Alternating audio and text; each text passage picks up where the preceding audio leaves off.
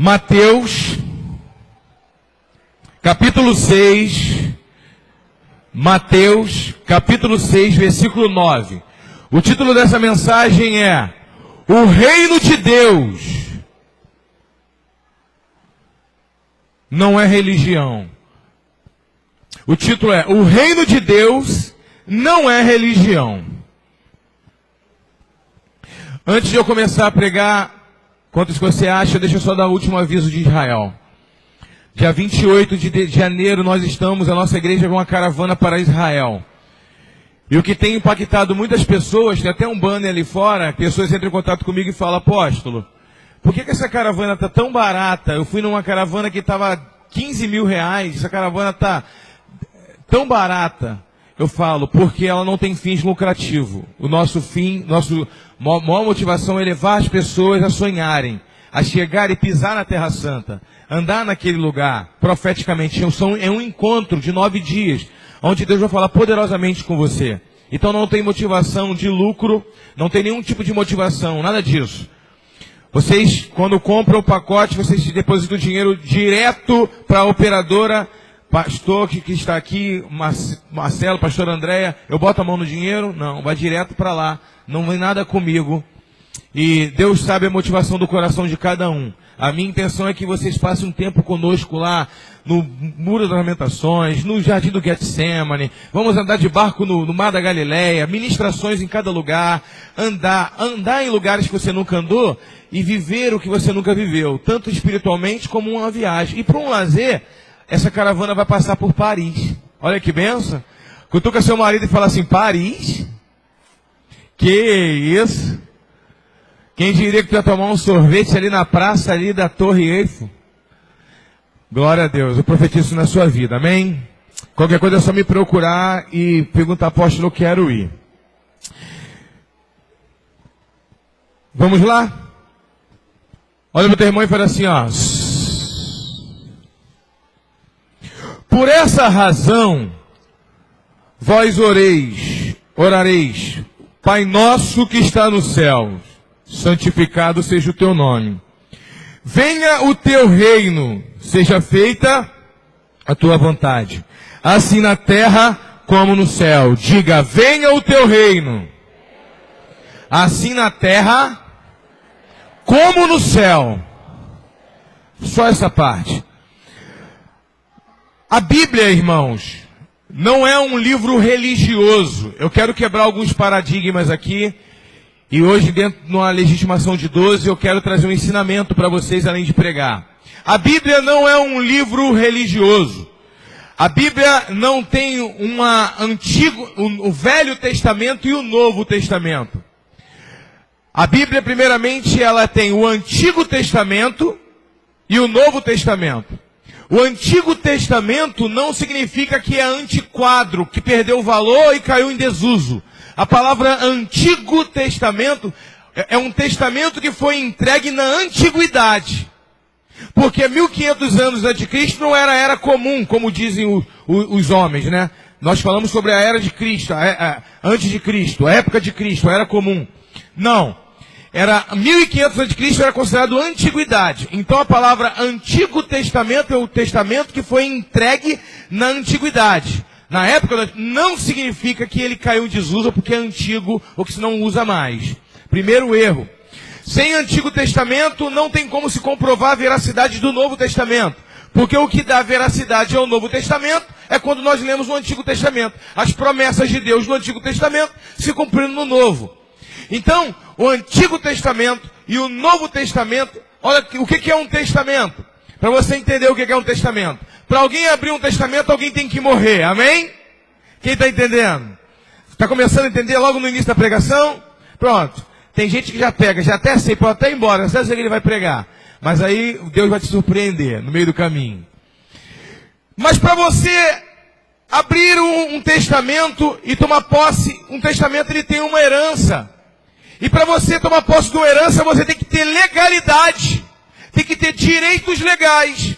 Então, se a Bíblia ela é um testamento, ela é uma herança para os filhos. Não adianta morrer uma pessoa, irmãos, E você chegar lá no tribunal e começar a chorar. Meu Deus do céu.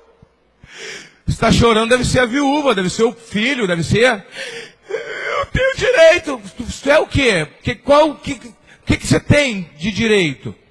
É porque eu quero. Irmão, não adianta. No reino de Deus é a mesma coisa. Não adianta a pessoa vir à igreja todos os dias, no final do culto começar a chorar. Meu Deus do céu. Deus não se deixa levar por emotividade. Deus, ele reage a atitudes. Atitudes que te dão legalidade, direitos legais. Primeiramente, para você ter direito de um testamento, você tem que ser filho, herdeiro. E aí João diz assim, ó: todos que o receberam, a saber, creram em seu nome, receberam o direito de serem chamados filhos de Deus. Ou receberam o poder de serem chamados filhos de Deus. Primeiramente, receber a Cristo, o nosso irmão mais velho. Mas eu quero falar hoje do reino de Deus. Agora você vai falar para duas pessoas do seu lado assim: você sabe o que é o reino de Deus? É muito difícil, irmãos. É muito difícil explicar sobre reino para uma pessoa que nasceu debaixo de uma república. É muito difícil falar de reino para uma pessoa que tem uma mentalidade de democracia. Quando Jesus veio há 2000 anos atrás, como homem nessa terra, ele falou de reino para pessoas que tinham uma mentalidade de império. As pessoas sabiam direito que um rei tinha e os deveres de um súdito. E os deveres também de um súdito. O que era um príncipe, o que era um território, uma linguagem, uma cultura.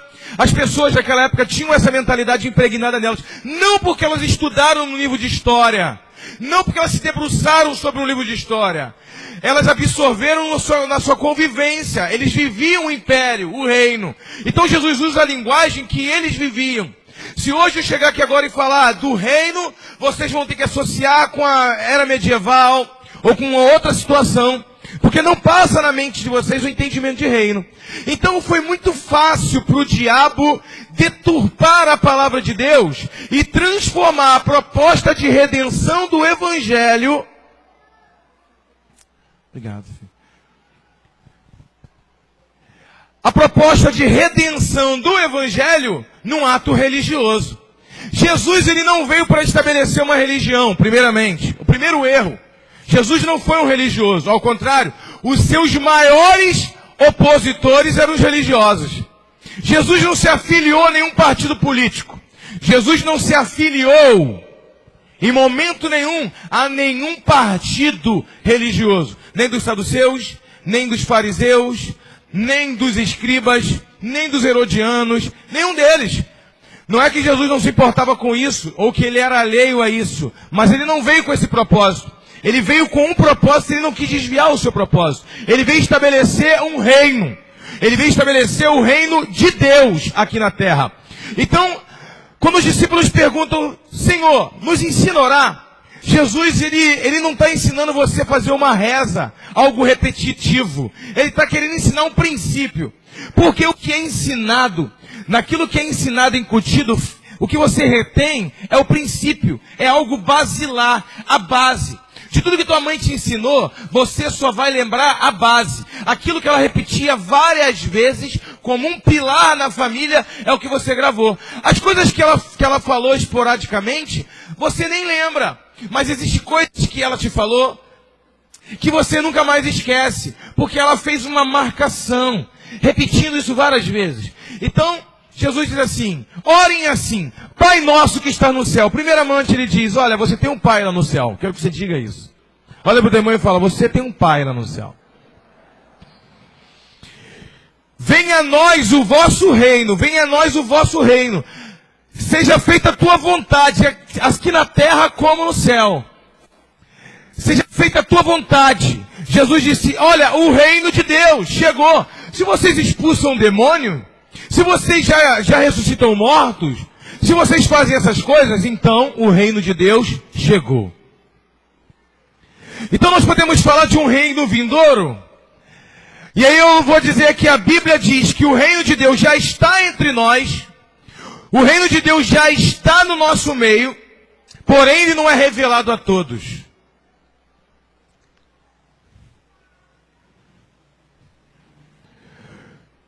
Imaginem, Jesus disse que o reino de Deus é como um grão de mostarda. O reino de Deus é como um tesouro escondido no campo. Por que ele está relacionando o reino de Deus a algo escondido, que o próprio Deus escondeu? Provérbios 25:2 diz que a glória de Deus é ocultar as coisas. Tentar descobri-la é a glória dos reis. Então ele ocultou esse reino. Agora preste atenção. Se você não prestar atenção nisso, você não vai prestar atenção na mensagem. Já tem até 9 horas para poder você entender. Jesus ocultou. O fato de você não ver não significa que não existe. Se você não sabe, você nunca foi em Singapura, não significa que Singapura não existe. Se você nunca foi em Singapura e nunca ouviu falar de Singapura, Techita é um país. Techita é um país. Mongólia é um país. Eu posso falar alguns países aqui que alguns de vocês, a maioria, não conhece. São países. E aí eu vou falar esse nome, você nem sabia que existia. O fato de você não saber que existe Singapura, não significa que Singapura não exista. Não significa que lá não tenha leis, cultura, linguagem. Primeiramente, para se estabelecer um reino, tem que ter uma linguagem. Vocês sabiam que Israel ficou 2000 anos em diáspora? O que é diáspora, apóstolo? 2000 anos dispersos fora do seu território. 2000 anos. Muçulmanos tomaram conta daquela terra de Israel, moravam muçulmanos e ingleses. Os judeus estavam espalhados pela Europa, Brasil e todos os lugares. Em 1948, eles restabeleceram o Estado de Israel novamente como um país.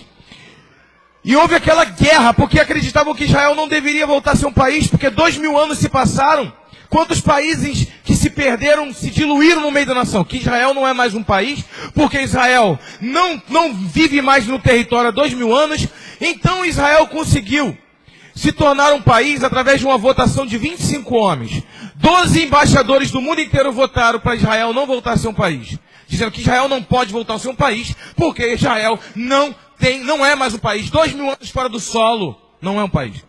E aí, 2000 mais 12 votaram. Sim, Israel tem que voltar a ser um país. E aí aconteceu um voto chamado voto Minerva. Foi um voto que decidiu se Israel iria voltar a ser uma nação ou não. E quem votou foi um brasileiro chamado Oswaldo Aranha. Oswaldo Aranha votou a favor de Israel. Israel voltou a ser um país por causa do voto do brasileiro. Quando você chega em Israel, eles falam, brasileiros estão a simpatia por nós, mas não é por causa do Ronaldinho ou por causa do Romário, mas é por causa de Oswaldo Aranha. Eles voltaram, Deus usando um brasileiro para cumprir um propósito de Israel voltar a ser uma nação. Como que eles conseguiram convencer esses homens a votarem em Israel como Estado, como país? Porque mesmo espalhado no mundo inteiro, judeus morando no Brasil, outros morando na Europa, outros morando na China, eles falavam a mesma língua, hebraico. Desde o ano 70, quando Nero entrou em Israel, expulsou todo mundo, matou quase todo mundo. Eles começaram e continuaram, mesmo em outro país, ensinando seus filhos a falar hebraico. O judeu que nasceu aqui no Brasil, e o judeu que nasceu lá na Europa e que nasceu na China, se eles se encontrassem, eles falavam hebraico como se nunca tivesse saído da terra. Diga, para ser uma nação tem que ter uma linguagem, um idioma. Outra coisa, a mesma cultura. Sabe o que eles descobriram quando voltaram para a terra? Judeus que nunca saíram do Brasil, judeus que nunca saíram da França, judeus que nunca saíram da China, se encontraram pela primeira vez na terra de Israel, e eles comiam a mesma comida, diga a mesma comida. Eles vestiam o mesmo estilo de roupa, eles cantavam as mesmas canções, e eles escreviam a mesma palavra, a mesma letra, o mesmo idioma. Você pode dar uma salva de palmas para o Senhor? Nenhuma nação, seja colônia que deixou de ser colônia, que se diluiu no meio de um povo, conseguiu guardar as culturas de Israel ao ponto de eles voltarem a ser uma nação e ninguém perceber que essa nação um dia foi dispersa ou que um dia acabou.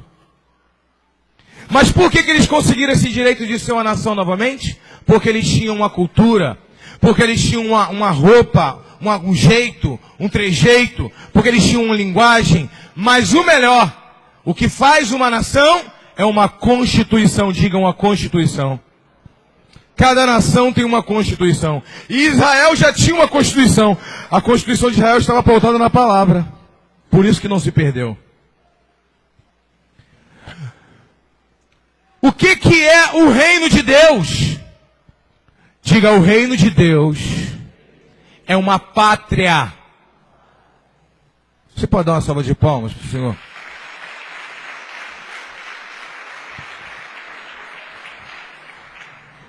O reino de Deus é uma pátria.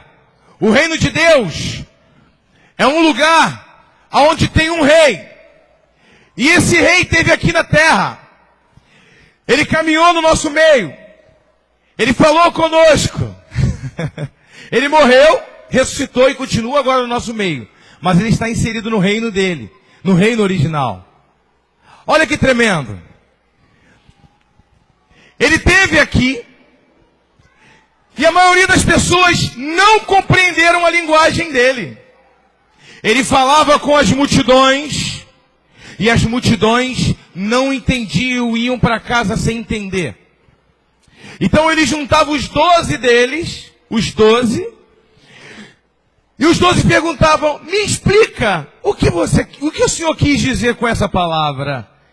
Então ele explicava mais de perto aos 12. Porque entendia que um dia esses 12 iam explicar essas pessoas com mais facilidade. Porque esses 12 um dia conviver com esses homens iam disseminar sua linguagem com mais facilidade. Olha que tremendo. Um dia Jesus chega para Pedro e diz assim, Pedro, quem sou eu?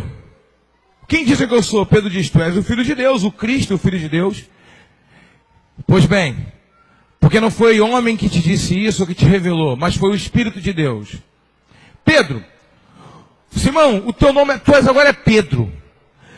E sobre essa pedra, sobre essa palavra, que eu sou filho de Deus, é isso que a Igreja Católica não deve confundir. Quando diz assim, que Pedro, você é o Papa, você sobre essa pedra, sobre você eu vou construir minha igreja. Mas sobre a palavra de Pedro. Você tem que ver o contexto. Olha o que Pedro diz. Quem é que diz? Jesus pergunta para Pedro? Não, pergunta para todos. Quem dizem que eu sou? Pedro disse, tu és o Cristo, o Filho de Deus. Pedro, tu és pedra. E sobre essa pedra, sobre essa palavra, quem é a pedra? Jesus, a rocha, eu estabelecerei a minha igreja. O que é a igreja? E aí vocês vão entender a pregação. A igreja, a palavra eclésia ou eclesia. Eclésia significa senado. Todo rei, ele tinha um senado. Todo rei tinha um senado, por quê, apóstolo? Porque o rei, ele falava uma linguagem com o senado. E o senado transmitia essa linguagem, essa mensagem para o resto do povo. Todo rei tinha um senado, era cercado. Porque ele queria imprimir a mentalidade dele num grupo pequeno de homens, para que esse pequeno grupo de homens imprimisse essa mentalidade no meio do povo. A palavra eclésia ou eclesia tem o mesmo significado de senado. Ou seja, se ele é o rei, ele precisa de senadores. Quem está entendendo? Então ele separou os 12, os seus senadores, a sua igreja, a sua eclésia, aqueles que vão fazer a diferença, propagando o seu ensino, aqueles que vão chamar o povo para perto. Então Jesus se preocupou. Eu vou me preocupar agora como homem, como Deus, ele pode tomar conta de tudo. Amém? Como Deus, ele ostenta o sol, ele guarda todas as coisas debaixo. Ele sabe quantas formigas tem no formigueiro. Mas como homem, porque ele é 100% Deus e 100% homem. Ele não é metade Deus e metade homem. Ele veio 100% Deus e 100% homem. Então, como homem, ele só podia discipular 12 pessoas. Diga 12. E ele chamou esses para perto. Segundo os cientistas, uma sala de aula com 40 crianças, uma criança não aprende quase nada. Ela só retém 10% de tudo que é ensinado. Uma sala com 22 pessoas, a criança consegue aprender até 70% do que é ensinado. Mas um número exato de ensino, 12 pessoas numa sala de aula, é um ensino perfeito, segundo os cientistas. E se tiver 6 pessoas, ou se tiver 4 pessoas na sala de aula, o ensino é pior do que se tivesse 40. Olha que tremendo. Sabe por quê? 12 é um número perfeito para não perder o foco da mensagem e para que haja o quê? Interação. Aquele faz uma pergunta que serve para esse. Esse tem um questionamento que serve para aquilo. Quando tem um número pequeno de 4, 5 pessoas, as pessoas ficam inibidas em perguntar e tem um relacionamento mais entregue. E um número maior também as pessoas ficam inibidas e ainda é atrapalhada pela conversação das outras pessoas. Então o número perfeito, 12 pessoas. Se você quer passar uma mensagem, a sua ideia, aquilo que está na sua mente, se você passa direto para a multidão, pode se perder no meio do caminho. Mas se você pega 12 pessoas, chama para perto durante 3 anos e meio, acorda com eles, anda com eles, passa tudo que você sabe com eles, você vai multiplicar essa mensagem 12, 144, 1728, 20.836, sempre multiplicado por 12. Quem entendeu isso, dê uma salva de palmas para o Senhor.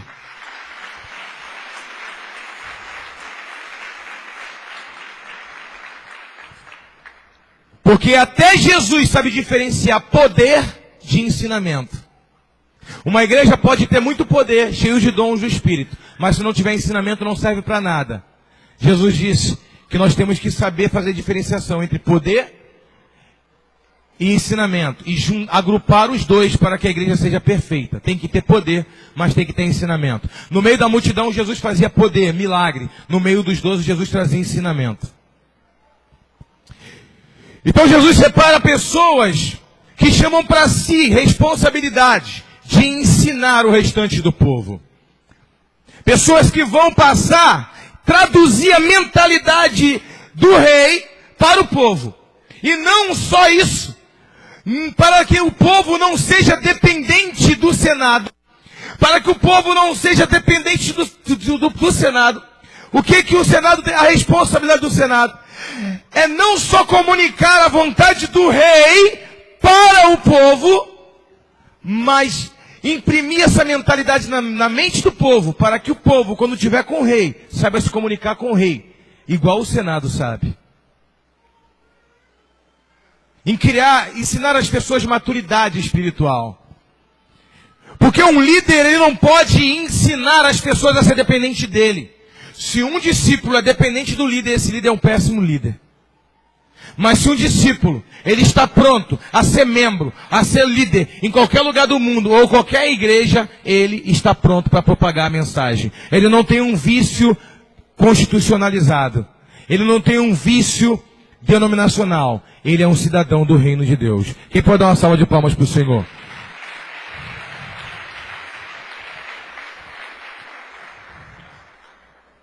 Olha só que tremendo. Hebreus,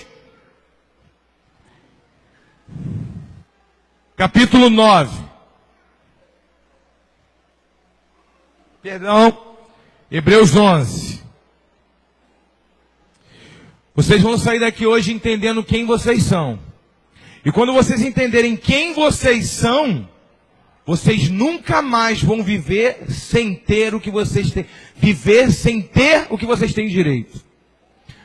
Quando eu falei que a Bíblia é um testamento que te dá direito, muitos crentes chegam diante de Deus, do tribunal divino, sem saber o que tem direito. Por isso, nada tende, porque nada pedis.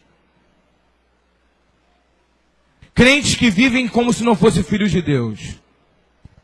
Ao contrário, ainda vivem murmurando e reclamando da vida como se fosse um mero súdito do reino. E não se posta como filho de Deus.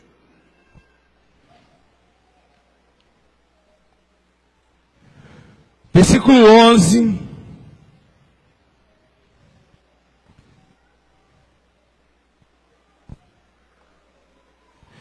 Do 13 em diante. Todos esses viveram pela fé. Diga fé. e morreram sem ter recebido o que havia sido prometido. Contudo, viram-no de longe e à distância o saudaram, reconhecendo que eram estrangeiros e peregrinos sobre a terra. Diga, estrangeiros e peregrinos sobre a terra. Os que se expressam desta maneira demonstram que estão em busca de uma pátria. Diga, pátria. Pois se estivessem cogitando sobre aquela de onde saíram, teriam possibilidade de voltar. Em vez disso, aguardavam eles pela pátria excelente, ou seja, a pátria celestial. A pátria celestial. Jesus é o rei de uma pátria, a pátria celestial. Então ele não vem trazer um código de conduta religioso para prender membros em igreja. Ele vem para trazer um código de conduta de cidadão do reino. Ele vem para trazer uma constituição. Com as suas palavras, ele trouxe a constituição. Com a sua vida, ele trouxe a redenção para esse reino.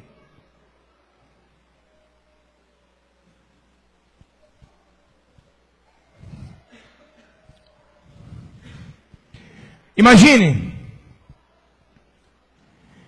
Eu vou abrir outro texto.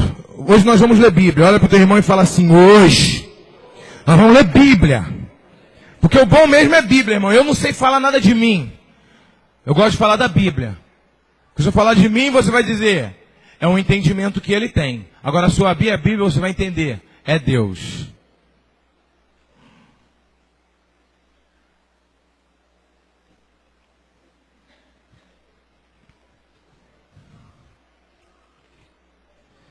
Filipenses 3:19.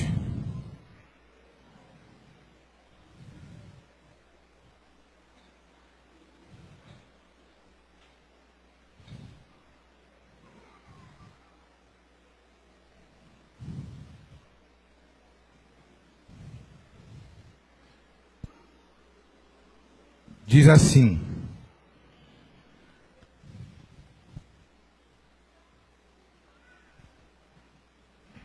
o fim dessas pessoas é a perdição. O Deus deles é o estômago. E o orgulho que eles ostentam fundamentam-se no que é vergonhoso. Eles se preocupam apenas com o que é terreno. No entanto, a nossa cidadania é dos céus, de onde aguardamos com grande expectativa o Salvador, o Senhor Jesus Cristo. A nossa cidadania é do céu. A nossa cidadania é do céu. Ele veio nos mostrar quem nós somos, cidadãos do céu, e não religiosos.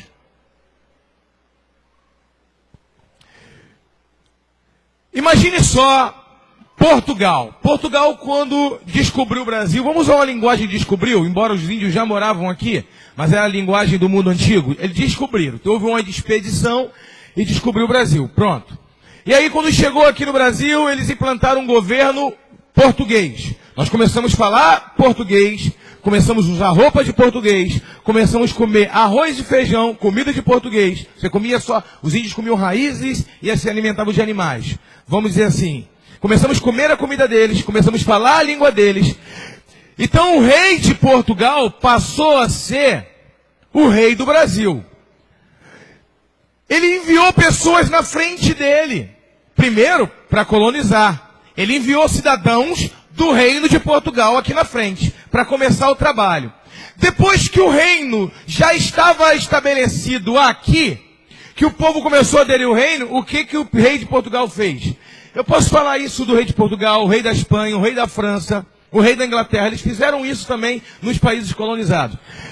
Quando eles perceberam que a linguagem era a mesma de Portugal, que estava falando a mesma língua, que eles estavam vivendo a mesma cultura, o rei veio sondar a terra. E andou por aqui. Depois o rei voltou para a terra de origem dele, a pátria de origem, mas deixou pessoas responsáveis pela colônia. O que aconteceu? Um filho do rei de Portugal declarou independência contra o pai. E a partir do momento que ele declarou a independência, ele perdeu todos os direitos da nação original. Então ele vai viver por aquilo que ele escolheu. Talvez você diga assim, apóstolo, não perdeu muita coisa ter saído de Portugal. Tudo bem, eu não estou falando de Portugal. Eu estou falando, por exemplo, os países que gritaram independência também da Inglaterra e hoje estão na miséria, não é isso? E países que gritaram independência de tantos outros países do primeiro mundo. Então não estou falando de questão de Portugal ou não. Estou falando de uma mentalidade de colonização. Agora vamos lá. Eu não posso chegar agora lá em Portugal e dizer assim, eu quero direito disso, eu tenho direito daquilo, porque eu sou cidadão de Portugal, eu sou cidadão português. Não. Sabe o que eu descobri? O meu bisavô é português.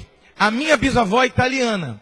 Aí eu perguntei para a pastora Miriam, que estava lá na Itália, e que estava também, agora está em Portugal. Perguntei para ela, o meu bisavô é português, a minha bisavó é italiana. Eu tenho o direito de cidadania, ser português e italiano? Ela disse, não, pastor.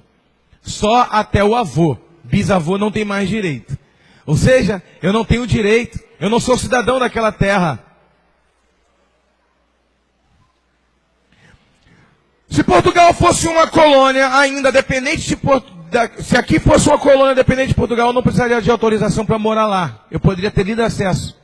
Como a maioria dos países que ainda são colônia, por exemplo, da França, que foi campeã do mundo com várias pessoas da África. O que você está querendo dizer, apóstolo? Um dia, o primeiro homem que quis deixar de fazer parte da nação do céu, da pátria do céu, foi chamado Adão. A terra estava tão conectada com o céu, mas tão conectada, até que o Adão resolveu ser o Deus da sua própria independência. E ele foi expulso daquele território. Porque aquele território ali era um território que Deus confiou a ele e ele teve que perder o direito daquele território. Agora olha só que tremendo. Jesus ele veio para trazer uma constituição, ele veio para nos resgatar, ele veio para levantar a sua igreja, ele veio para estabelecer o reino do Pai dele aqui nessa terra.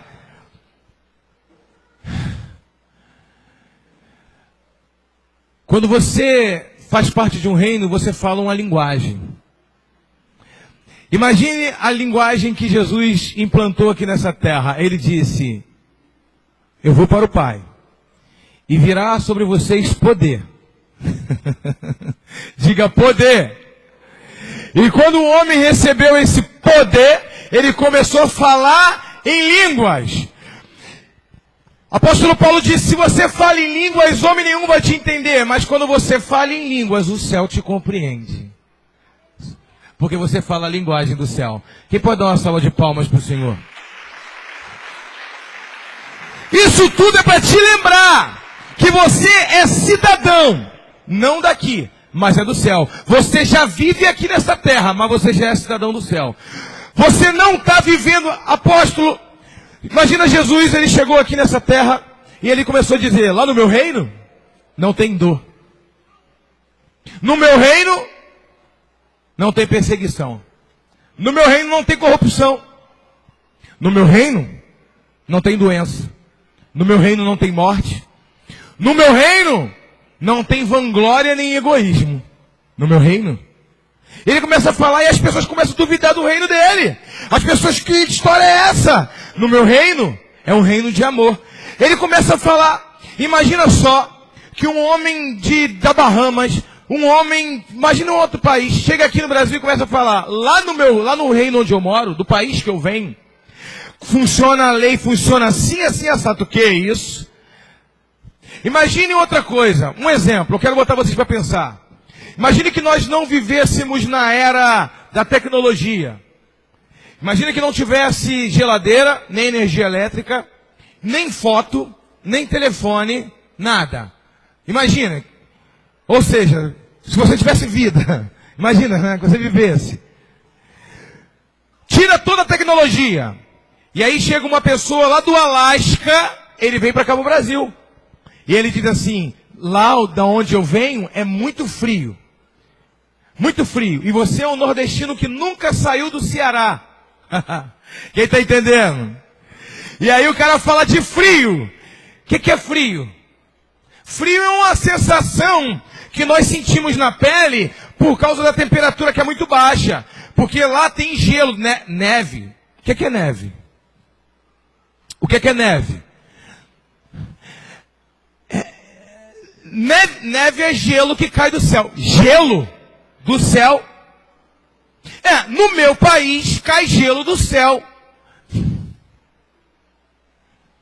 Vocês têm uma ideia do que é uma neve? Quem aqui já viu a neve? Ninguém aqui é Frozen, mas quem aqui já brincou na neve? Só o André lá atrás, que é marinheiro, né? E aí eu chego pro André e eu falo, André, tu viu o iceberg? Tu foi pra Antártida, não foi? Tinha iceberg? Deixa eu te fazer uma pergunta. O iceberg é água doce ou água salgada? Tá vendo? Quem sabia aqui que o iceberg é água doce? Água salgada não congela. Só vai saber que o que é um iceberg quem mora lá ou já esteve lá. Só vai saber que o iceberg é água doce quem também mora lá. Por que o iceberg é água doce? São pedras de gelo que se desblocam do Polo Norte ao Polo Sul e vem fluindo para o meio do oceano. É água potável, congelada. Então, uma pessoa não sabe nem o que é um iceberg, quanto mais que água doce. Você não passa, não cabe na sua mente. E aí, Paulo diz assim, inspirado por Deus, ele diz assim, olhos não viram, ouvido não ouviram, e nem penetrou no entendimento humano as coisas que vão ser reveladas na pátria do céu. Quem entendeu isso, dá uma salva de palmas para o Senhor.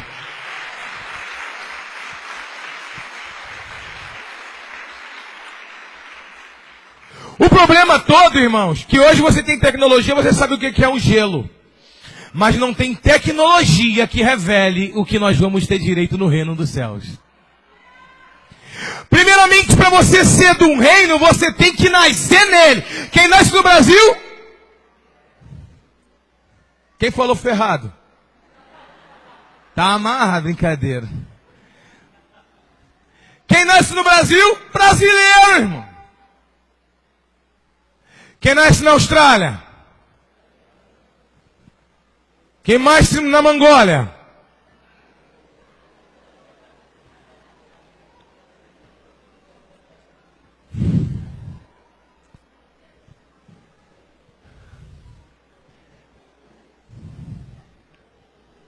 Olha pro demônio e fala, tu nasceu onde? Agora escute. Eu estava conversando com a minha sobrinha ontem, a Stephanie. Eu falei, Stephanie, porque eu conheci o avô dela. O avô dela é português, seu Zé. Português mesmo, eu conversava com ele, ele tem aquele, me chamava de gajo e tudo. Eu falei, Stephanie, você é neta de português, tu tem direito à cidadania portuguesa. Sabe o que eu descobri, apóstolo, o tio? Sei o quê? O meu avô é filho de português, morava em Portugal, mas o pai e a mãe dele só vieram no Brasil só para ganhar ele e voltaram para Portugal. Eu falei, tu não tem mais direito, teu avô é brasileiro. Agora imagina, quem nasce no Brasil é brasileiro. Então, um homem chamado Nicodemos, guarda essa, anota. Um homem chamado Nicodemos diz assim, de madrugada, Senhor, o que eu preciso fazer para entrar no reino de Deus? Porque eu sei que você é desse reino. Porque ninguém faz os sinais que tu fazes se não vier do reino de Deus, da parte de Deus. Jesus disse, se você quer entrar no reino de Deus, você tem que nascer de novo. Ai, meu Deus do céu, você entendeu? Você tem que nascer de novo, porque para ser do reino de Deus tem que nascer. Mas eu vou nascer como? Vou entrar na barriga do meu pai e da minha mãe? Não, você não entendeu, vou falar de novo. Para você nascer, ser brasileiro, tem que nascer no Brasil. Para ser japonês, tem que nascer no Japão. Para tu ser do reino de Deus, tem que nascer da água e do Espírito. Tem que nascer de novo. Born again. Pronto, falei em inglês, nascer de novo.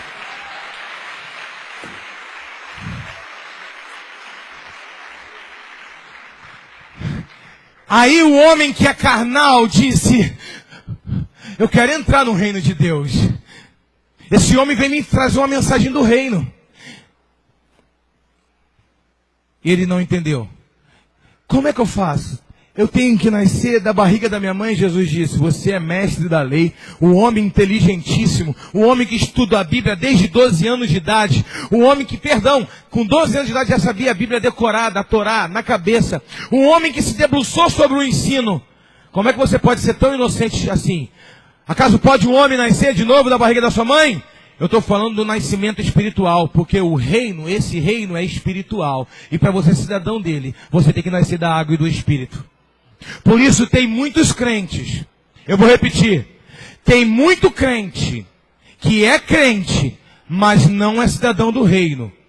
Porque ele pode ser chamado de brasileiro, mas ele não é cidadão do reino de Deus, porque ele não nasceu de novo. Eu dou na cara dele mesmo. Se der mole, eu dou mesmo. Sou crente, mas não dou mole para ninguém, não. Não nasceu de novo. Comigo o buraco é mais embaixo. Não nasceu de novo.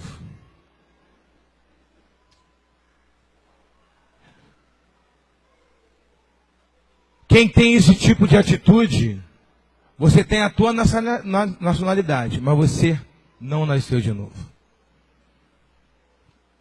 É por isso que quando você chega diante do tribunal de Deus, você quer requer coisas, você chora, você está emotivo.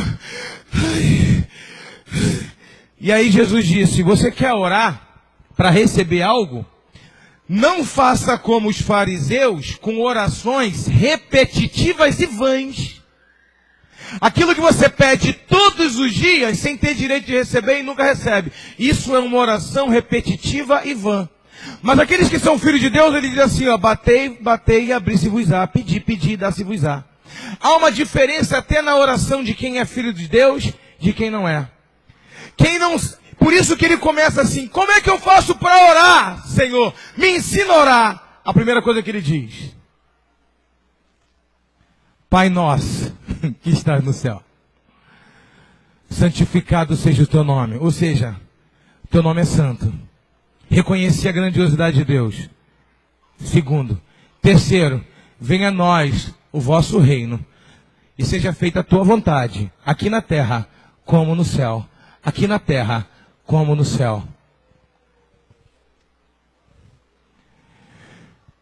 Então Deus instaurou uma colônia aqui na terra. Por que aqui na terra não é como no céu? Por que aqui ainda tem morte, ainda tem sofrimento? Por que aqui na terra ainda tem dor? Porque nós somos cidadãos do céu, mas ainda somos peregrinos numa terra que não é nossa.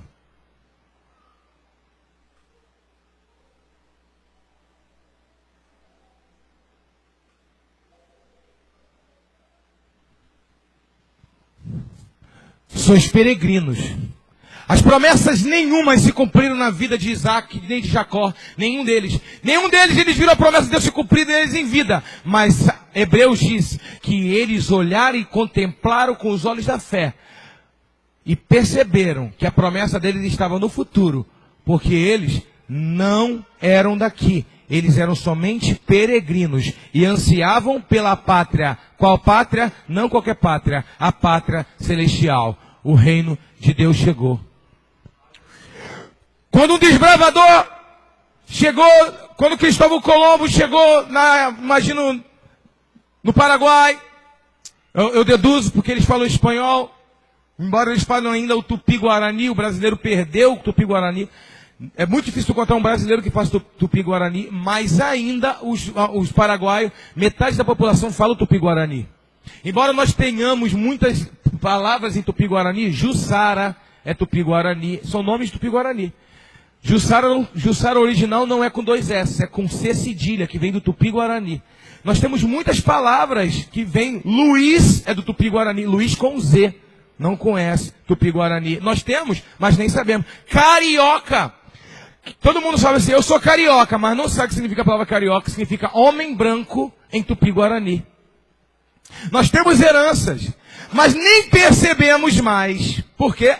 Porque a herança de Portugal foi muito mais forte na nossa vida do que o que a gente vivia antes de Portugal chegar. Por isso que a maioria das pessoas que estão na igreja e estão desviadas, elas já têm um comportamento e uma conduta que limitam ela. Sabe por quê? Por mal elas não estejam mais fazendo parte do reino de Deus, mas eles ainda têm a mentalidade. Embora estejam independentes Não sejam partendo mais pasta. Ele ainda tem aquela mentalidade, o que a mãe ensinava, o que o pai ensinava na conduta deles. Olha que tremendo. Então, o reino de Portugal chegou e já está aqui no meio de nós. Ele, o rei, quem? O rei está vindo ao nosso encontro. O rei de Portugal vai pisar aqui nessa terra brasileira. O rei da Inglaterra vai pisar aqui. O rei está vindo. E ninguém nunca acreditava. Até que um dia o navio parou. Ninguém tinha como anunciar antes. Quando parou, todo mundo percebeu. O rei estava aqui, nessa terra. E aí, estava todo mundo sem roupa, preparada para receber um rei. Olha para o teu irmão e diga, o rei está voltando. Prepara suas vestes. Aqui é só uma colônia. A nossa pátria é do céu. Uma salva de palmas para o Senhor.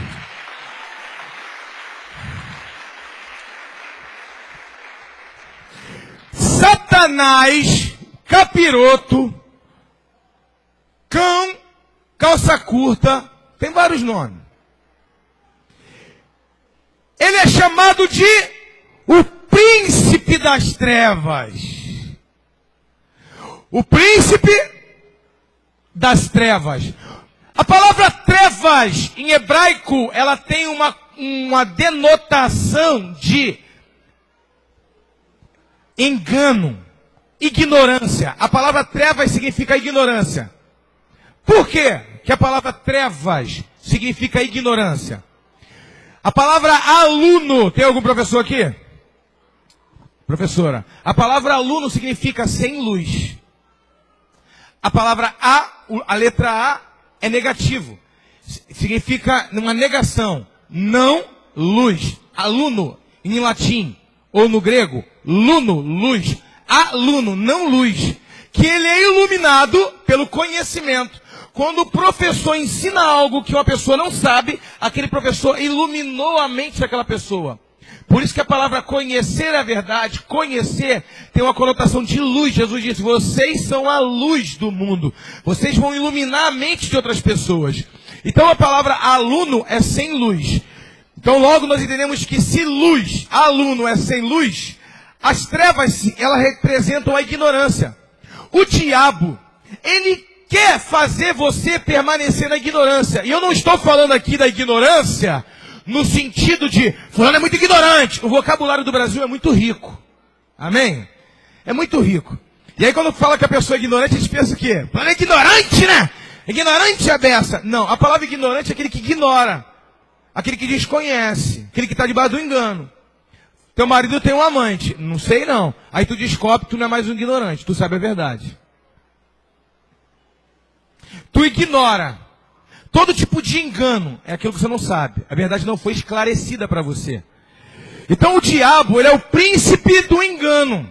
Ele é o príncipe da ignorância. Por quê? Porque o sonho dele sempre foi querer ser rei. Ele sempre foi servo.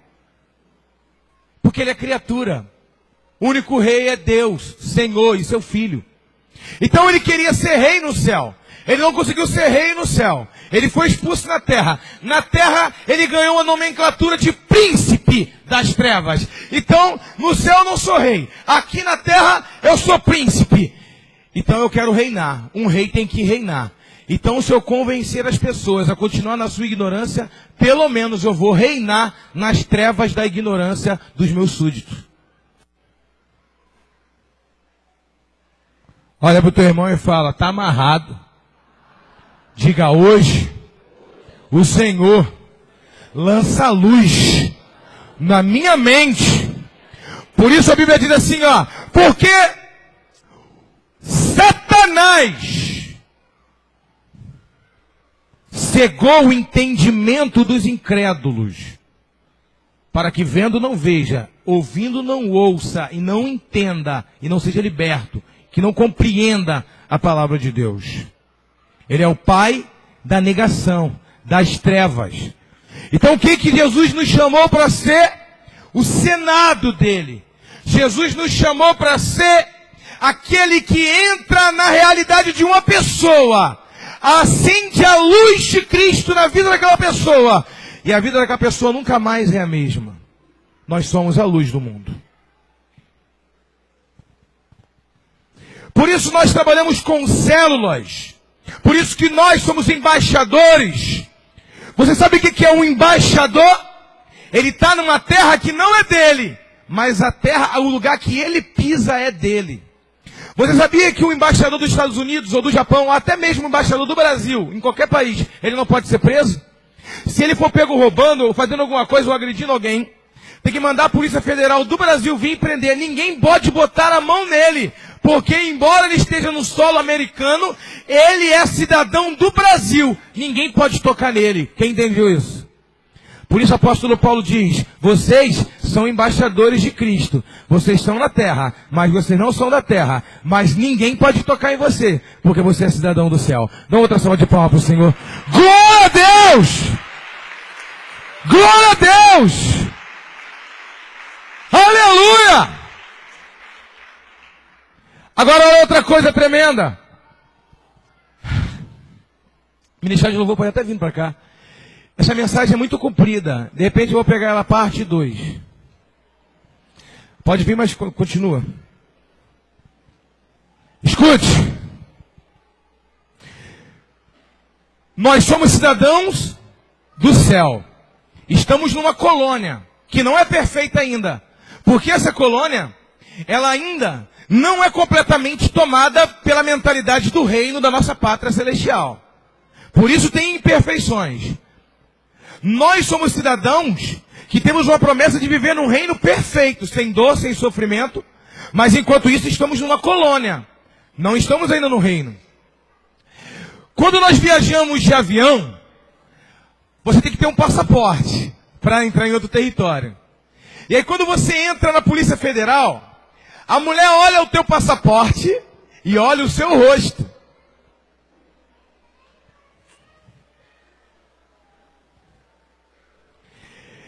E se esse país precisar de um visto, uma autorização para entrar lá, a Polícia Federal dos Estados Unidos, ela olha o teu nome, olha o teu passaporte e olha se o teu nome está escrito na lista das pessoas que estão autorizadas para entrar naquele reino. Meu Deus. Olha para o teu e fala, meu Deus. Não adianta você botar a roupa de quem mora nos Estados Unidos. Não adianta você falar inglês. Não adianta você... Pode falar o inglês perfeito. Não adianta você ter a aparência de uma pessoa que mora nos Estados Unidos. Não adianta você estar com dólar no bolso. Mas quando você chegar diante daquela barreira policial, eles veem que teu nome não está ali. E diz, você não é bem-vindo nesse reino. Você não pertence a esse reino. Naquele grande dia... Quando você entrar no reino, você for parar na porta do reino, e você achar, eu vou entrar no reino. Eu até falei a língua do reino. Falei línguas um dia. Eu uso a roupa do reino, a minha roupa é de crente. Eu como comida de crente, eu não bebo cerveja. Eu sou cidadão desse reino.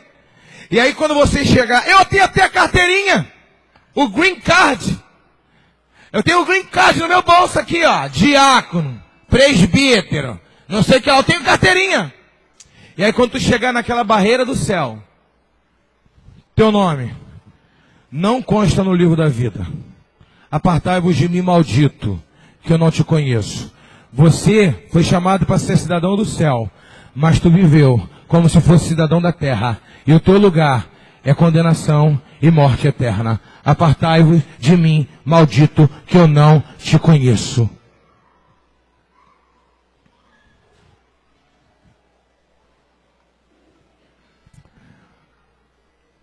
E quando você chegar diante do tribunal, meu Deus, requerendo coisas que só filho tem direito, você vai ver que o teu nome não vai estar no testamento.